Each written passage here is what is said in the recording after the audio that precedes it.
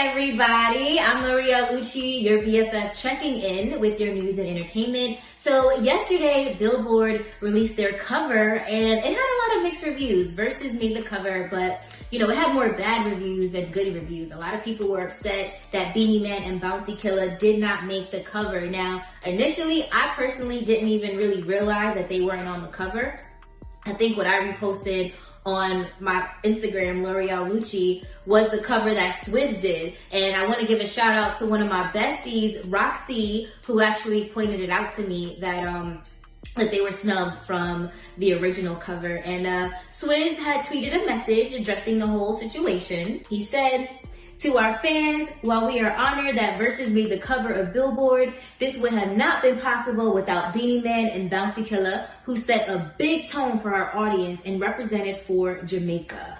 Which is definitely true. I mean, there would be no hip hop without dancehall, and time again, dancehall is always left out of the equation. But I actually want to talk about the writer of the article. Now, I feel like throughout this whole thing, through people bashing, the cover, it took away from the actual article. Now, the person who wrote it, her name is Naima Cochrane. I am so sorry if I said that wrong, but she's a Black writer, and people were coming at her about the cover. They didn't even read all of her hard work, which she actually broke down the battles, she broke down the significance, she broke down why it was so impactful for the culture. And I know as a writer how much time and effort went into that. I mean, she did tweet that she was working on it since mid-June, and it was very upsetting that people, ignored her hard work. And this was a big moment for her. This was her first cover story article,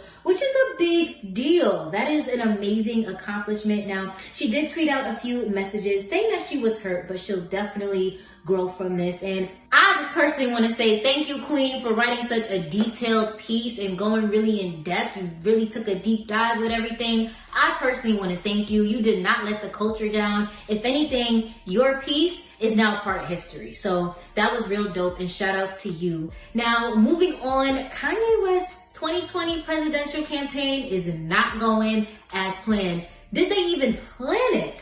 Now, I'm not saying that to try to be funny here. It just seems like from jump, everything was so sporadic and impulsive. Now, it's being reported that Kanye could face voter fraud charges. Now, news broke that Kanye's name would be removed off the ballot in his hometown of Chicago after half of the signatures Kanye's team submitted were deemed invalid. Now, after the signatures were reviewed, they found about 1,900 of them out of the whole 3,100. About 3,100 were flagged as invalid. Now, in order to have a name officially added to the ballot, it needs more than 2,500 signatures. Now, White House correspondent and CNN political analyst April Ryan tweeted that Kanye won't be able to put his name on the New Jersey ballot as well for faulty signatures. And she's actually the one who tweeted that he can face an election fraud investigation. Now, it's not exactly clear what is making the signatures invalid, but some reasons include illegible names, non-registered voters, or people providing fake names and addresses. It is just one big hot mess. And while we're on the subject of Kanye West, he also tweeted that he missed his brother. Now, y'all remember a couple weeks ago, well, I guess last month, when Dave Chappelle and Dame Dash flew out to Wyoming to go check up on Kanye. I kind of thought I wonder if Kanye wishes that Jay would have pulled up on him, or I wonder if Kanye felt like, damn, I wish Jay would have came out here and checked up on me too. Now, Kanye never said that. I'm just saying that's my own opinion, what I think in my little head or whatever. But Kanye posted a picture of them on stage performing songs off Watch the Throne. Now, fans want another Watch the Throne 2. I'm kind of like, I don't really know if I want another Watch the Throne 2. The space that Kanye was in back then, his music space is different now. So I just feel like I don't know how a Watch the Throne 2 would sound. I feel like I really don't know. I would be here for them to do some sort of collaborative project, sort of, like a brotherly love type thing where, they're talking about the fallouts, the ups, the downs, everything, just putting it all in music. But I want to know what you guys think. Leave me some comments down below. And that's all I've got for you today. But thank you so much for tuning in. I'm L'Oreal Lucci. That's your BFF check-in.